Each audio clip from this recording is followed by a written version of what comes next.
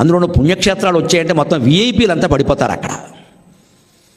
అందుకే నా మటుకు నేను వ్యవస్థను సరిచేయలేను, కానీ నాకు నియమం ఉందండి. దేవుడు ఏమనుకున్నా మంచిది అన్నాడు, దేవుడు అనుగ్రహిస్తూనే ఉన్నాడు.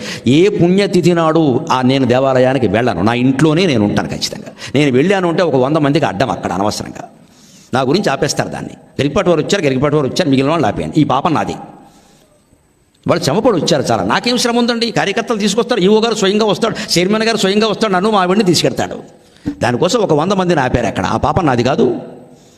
అందుకని నేను అర్ధాంగికి ఆవిడకి ఎంత భక్తి ఉన్నా సరే నేను చెప్పాను, నిజంగా నా మార్గం నువ్వు నడవాలంటే పుణ్యక్షేత్రానికి పుణ్యదినంలో వెళ్ళొద్దు. అసలు సోమవారం నాడు శివుడు గుడిలోకి వెళ్ళొద్దు, మా ఇంట్లో నియమం అది. శనివారం నాడు వెంకటేశ్వరం గుడిలోకి వెళ్ళొద్దు, సోమవారం నాడు ఆంజనేయ స్వామి దగ్గరికి వెళ్దాం, ఎవడో ఉండడు, ఆయన నేను తప్ప. అలాగే పెడతాం. దేవుడు కావాలంటే అంతే. ఈ రోజులు ఏమిటండి, ఏదో షెడ్యూల్ టైం టేబుల్ లాగా.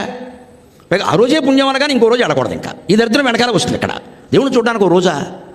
ఈ రోజు ఇష్టమా? ఇష్టాలు జీవుడికి ఉంటాయమ్మా, దేవుడికి ఎలా ఉంటాయమ్మా?